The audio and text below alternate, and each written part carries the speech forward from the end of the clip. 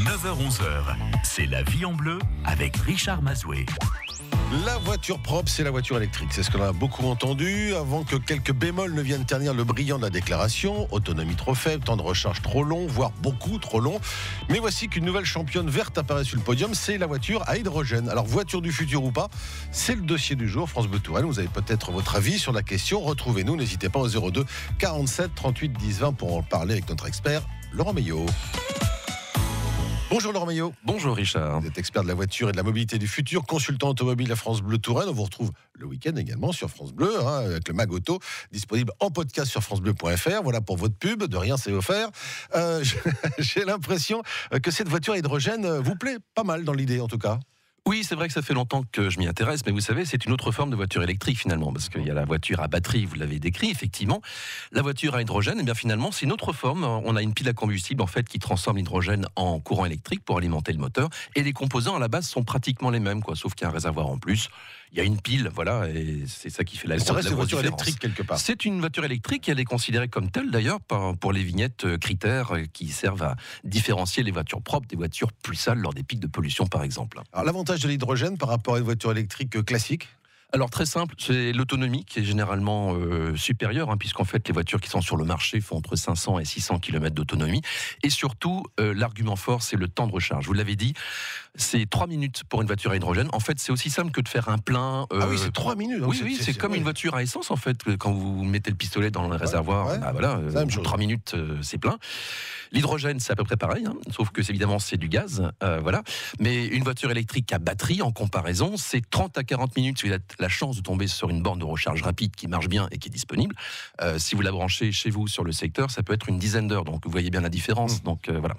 Il y a beaucoup de stations où on peut se recharger en hydrogène. Pour le moment, pas beaucoup, c'est vrai. Il y en a une vingtaine à peu près en France. Ce sont des stations plutôt pour des flottes captives. Ça dépend de collectivités. Je pense qu'on aura l'occasion d'en reparler tout à l'heure. Il faut quand même savoir qu'il y a un plan en France pour avoir une centaine de stations publiques d'ici 2023. Il faut savoir aussi qu'il y a des pays dans le monde qui ne se posent pas de questions et qui accélèrent. En Allemagne, il y en aura 400 en 2023. Ah oui. Et en Chine et en Corée du Sud, je peux vous dire qu'ils sont en train de mettre les moyens. Donc, il y a des pays qui vont à fond les ballons. Donc, si vous voulez...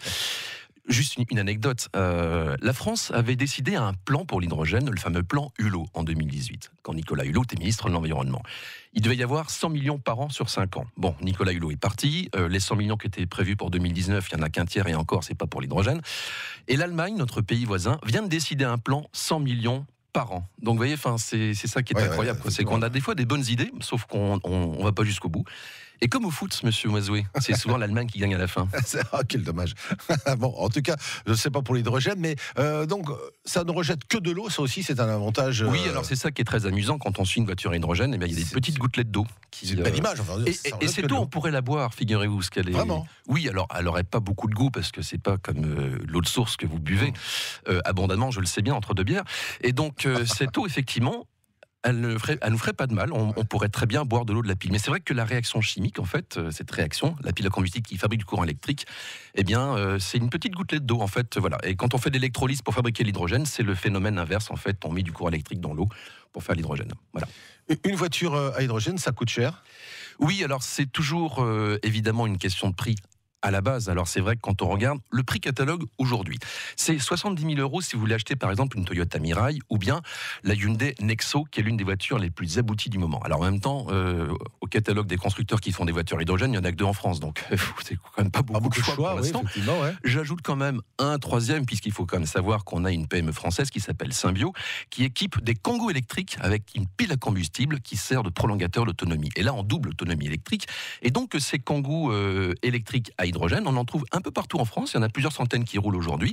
Et donc ça, par contre, c'est très bien pour les flottes, parce que vous le savez, avec les mesures qui se durcissent en ville, les artisans, bientôt, ils ne pourront plus, dans certaines, je pense à Paris notamment, mais des grandes villes, et ça va être le cas de plus en plus, ils ne pourront plus en fait rouler avec des vieilles camionnettes diesel. Donc il faudra passer à des voitures électriques, ou bien hydrogène, parce qu'effectivement, là, l'autonomie est beaucoup plus longue, et au lieu de perdre du temps à avoir 2 voitures, dont l'une qui recharge sur le secteur, une seule pourrait faire toute la journée entière pour des livraisons, par exemple. Effectivement, ça peut être intéressant pour les professionnels, dans un premier temps en tout cas. Et le coût, bien sûr, va diminuer puisque quand il y aura une production de série, il faut quand même voir une chose, c'est que les grands acteurs de l'automobile, ce qu'on appelle les équipementiers, ceux qui fournissent les composants aux constructeurs, je pense à Bosch, à Continental, ils sont en train de se déclarer les uns après les autres et à mettre des moyens pour investir là-dedans.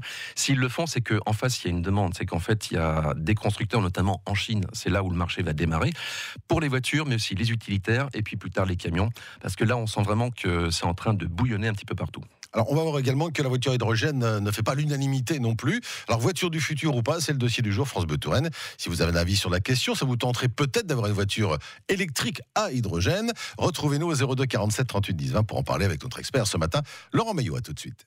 Jusqu'à 11h, voyez la vie en bleu sur France Bleu Touraine. La vie en bleu, c'est une chose, effectivement, et on aime, on adore d'ailleurs, finalement. Mais la vie en voiture à hydrogène, est-ce que c'est une bonne idée? Alors, ça peut faire un petit peu peur, notamment le mot hydrogène, mais c'est une voiture électrique qui roule avec donc une recharge d'hydrogène, avec une pile à combustible. D'ailleurs, si mes souvenirs sont bons, je crois qu'au CEA, au RIPO à Mont, ça fait longtemps qu'on développe des piles à combustible. Oui, alors c'est ce que j'allais dire. En Touraine, il y a des compétences. Alors le CEA, en fait, est plus à Mont spécialisé sur les réservoirs à hydrogène. Mais enfin, c'est vrai que le CEA, globalement, c'est plutôt dans la région de Grenoble qui sont sur le cœur de la pile, qui est effectivement le composant le plus important. Mais c'est vrai que localement, effectivement, il y a tout un écosystème en fait qui est présent. Et c'est peut-être d'ailleurs l'occasion d'expliquer un petit peu ce qui se passe ici, parce qu'en fait, de l'hydrogène, on peut en trouver, figurez-vous, mon bon Richard. Ah mais oui, mon bon Laurent. En fait, voilà, la communauté de communes Touraine-Vallée de l'Ain, donc c'est à Sourigny, en fait, ils ont mis en place une station de distribution d'hydrogène. Alors pour l'instant, c'est une petite station pour alimenter en fait en hydrogène la quinzaine d'utilitaires, des fameux Kangoo hydrogène dont je parlais tout à l'heure, qu'ils ont acquis et qui vont être utilisés en fait pour un but interne par les différentes communes, puisqu'il y en a une vingtaine qui composent cette Comcom. Et puis ils ont aussi acheté des vélos à hydrogène. Les vélos qui étaient en vedette au G7 de Biarritz. On en a vu ces plusieurs, mêmes vélos, eh bien cet été, ils ont été mis en location, figurez-vous, à Azel-Rideau et à Brémont, par exemple. Voilà, donc en fait, c'est déjà une réalité. Et puis à terme, il y aura une station plus importante, en fait, au centre routier. Quand il y aura des camions, quand il y aura plus de voitures à hydrogène, eh bien ces véhicules pourront faire le plein. Et puis il y a un projet, en fait, à Serré-la-Ronde, où en fait, il y a une poche de gaz, en fait, ça appartient à Storengy, donc une filiale d'Engie, en fait, et à partir de ce gaz qui est produit de façon verte, donc décarboné, eh bien, on peut produire de l'hydrogène qui va servir, lui aussi, finalement, à alimenter des véhicules, parce que souvent, le reproche qu'on fait, en fait, finalement, à l'hydrogène, c'est oui, mais bon, voilà, c'est extrait des hydrocarbures, c'est sale. C'est un petit peu une des polémiques, c'est là-dessus. Oui, et c'est vrai qu'aujourd'hui, pour les usages qui sont faits essentiellement pour l'industrie pétrolière et chimique, c'est vrai que l'hydrogène qui est utilisé est produit de façon pas forcément très écologique. Mais ça, c'est aujourd'hui. Mon bon monsieur, demain, ça va changer. Pourquoi ? Parce qu'en fait, on va mettre des stations qui vont produire à la demande de l'hydrogène à partir d'énergies renouvelables qui fourniront du courant intermittent. Et ce courant, en fait, on va l'utiliser pour finalement produire de l'hydrogène décarboné, ce qu'on appelle l'hydrogène vert, entre guillemets. Et donc, c'est un hydrogène plus propre finalement. Et la tendance, c'est ça, en fait. Ce qui est en train de se passer un peu partout dans le monde, c'est de l'hydrogène décarboné. Donc, on produit différemment. Encore une fois, faire la distinction entre aujourd'hui et demain. Mais en tout cas, en Touraine, on sait faire des choses et ça, c'est bien. Ouais. Et vous verrez que plus tard, certainement, dans la métropole de Tours, il y aura d'autres projets, mais ça, on aura l'occasion peut-être d'en reparler d'ici quelques temps. Alors, autre polémique également, enfin, d'où inquiétude, soulevée par Christelle Guy il y a quelques minutes d'ailleurs. La France a peur. Est-ce que c'est pas aussi dangereux qu'on peut bien le dire, l'hydrogène, on a peur de l'explosion? Alors, vous savez, il y a des crash tests qui sont faits lorsque des véhicules sont homologués. C'est valable pour tous les véhicules, y compris les véhicules à hydrogène. Alors, je prends l'exemple de la Hyundai Nexo, parce que c'est donc un modèle qui est sorti il y a quelques mois. Ce véhicule a été testé par Euro NCAP. C'est un organisme, en fait, qui crache les voitures de façon beaucoup plus sévère que les tests légaux. Eh bien, qu'est-ce qui s'est passé lorsqu'ils ont crashé la Hyundai Nexo ? Elle n'avait pas explosé. Il n'y a pas eu de mort, c'est comme pour tous les véhicules de la Terre, en fait. Donc, il y a cette croyance, en fait, qu'un véhicule au gaz, en cas d'accident, on va tous brûler. Je veux dire une chose, c'est que l'hydrogène, en fait, est très volatile, et donc, s'il y a une fuite, en fait, c'est très localisé, et ça part tout de suite. Et donc, non, c'est pas plus dangereux qu'autre chose. Ce risque, en fait, parce qu'il y a un risque quand même, bien sûr, mais ce risque, il est connu, il est maîtrisé. Les pompiers le connaissent. Les pompiers de Saint-Lô, dans la Manche, ils roulent avec un véhicule à hydrogène, comme véhicule de service. Ah oui. Si vraiment ils avaient peur, vous croyez qu'ils rouleraient là-dedans ? Ils sont pas fous, les pompiers, quand même. Non. Je sais que Christelle Guy les aime bien, mais bon, voyez-vous, c'est... Voilà. Donc a priori, c'est pas plus dangereux que le reste. Non, c'est pas plus dangereux que le reste. Vous savez, les idées sont tenaces. C'est comme pour les voitures à GPL, par exemple. Tout ça parce qu'à une époque, en fait, dans les années 90, il y a eu ces explosions, finalement, parce qu'il n'y avait pas de soupape de sécurité à l'époque. Alors, c'est vrai qu'en plus, le GPL, c'est un gaz qui est plus lourd, donc c'est un peu différent par rapport à l'hydrogène. Mais le fait est qu'il y a cette peur, et on trouve encore à l'entrée de parking des panneaux interdits aux véhicules à GPL. Oui, et c'est vrai que, voilà, il y a cette peur, on se dit, ah là, on est assis sur une bonbonne de gaz, ce qui n'est pas complètement faux, parce que, effectivement, le gaz est dans des bonbonnes dans la voiture, enfin, sauf qu'on n'est pas assis dessus quand même. Et donc, oui, en cas d'accident, j'ai jamais entendu parler d'explosion de masse et de catastrophes nucléaires. Donc voilà, il faut se calmer un petit peu. Voilà, donc faut pas non plus montrer du doigt forcément sans savoir. Alors, autre chose également, c'est le PDG de Volkswagen, l'Autrichien Herbert Diess, qui a dit lors de la conférence de presse annuelle du groupe, c'était le 12 mars dernier, il n'y a pas d'alternative à la voiture à batterie. Pour les décennies qui viennent, l'hydrogène est moins efficient. Alors, le même groupe Volkswagen a une filiale qui s'appelle Audi et qui justement va sortir un véhicule à hydrogène en 2020. Donc, en fait, c'est vrai qu'au sein de la galaxie, Volkswagen a clairement choisi l'électrique à batterie. Alors c'est vrai qu'en plus ils ont mis des dizaines de milliards pour tout un tas de choses. C'est à la fois pour transformer les usines, pour investir dans les batteries, c'est aussi pour investir dans la recharge. Donc Volkswagen avance à fond sur l'électrique à batterie et c'est vrai que ça sera le message du salon de Francfort.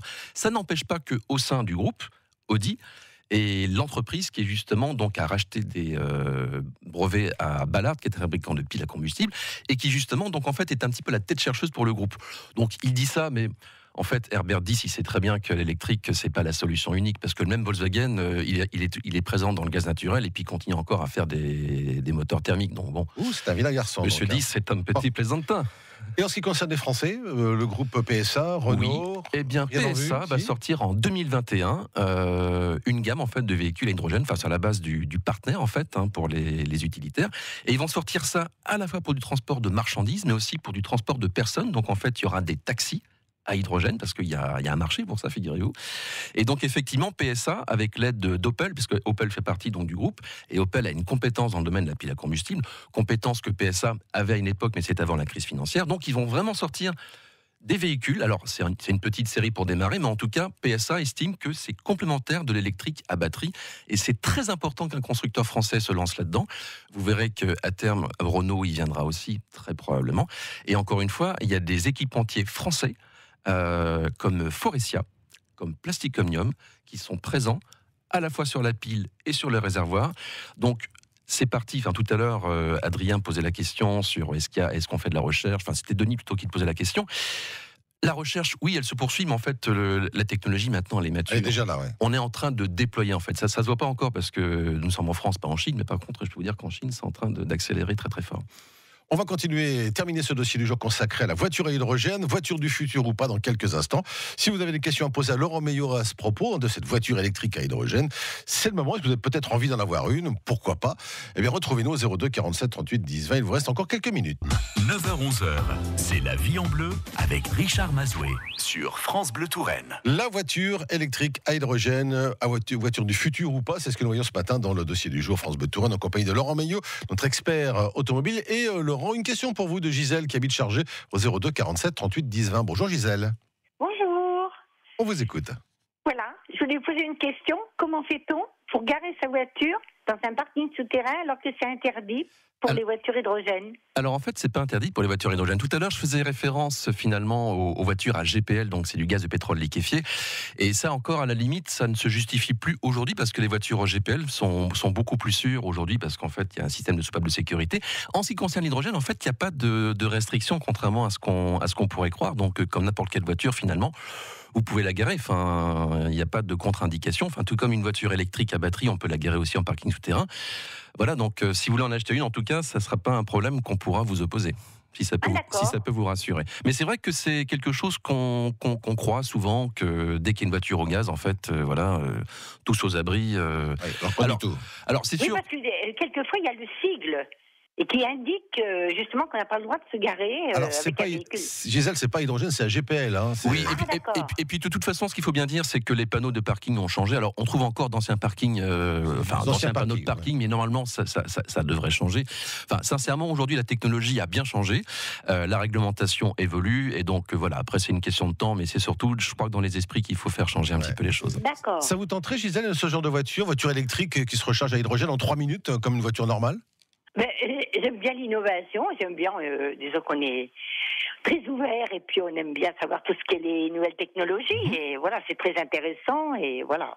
Bah, il y en aura certainement une en exposition, j'imagine, au Salon de Tours de l'automobile au mois d'octobre. Ça sera l'occasion de l'approcher de plus près pour voir ça. Ah oui, Exactement. super. Voilà. Bon, bah voilà. Merci en tout cas pour votre question. Merci Gisèle. Ah ben, je vous remercie. Bonne journée. Au revoir. Merci beaucoup. Belle journée à vous. Alors, on parle justement de ces voitures à hydrogène. Il y en aura peut-être une, vous l'avez dit, en expo au Salon de l'Auto à Tours prochainement. Mais alors, quand est-ce qu'on pourra avoir un vrai choix? Pour l'instant, on n'a que 2 marques. Quand est-ce qu'on pourra se dire que ce sera un choix comme les autres voitures Il y a la Toyota Mirai, c'est la première qui est sortie vraiment sur le marché. Il y a la Hyundai Nexo. Alors, dans certains pays, pas en France encore, il y a la Honda Clarity. Après, ce qui va arriver, c'est que certaines marques vont sortir des produits. Je parlais de Peugeot, Citroën, donc en 2021. Audi va sortir un véhicule en 2020. À la même date, à peu près, BMW devrait sortir aussi un premier modèle.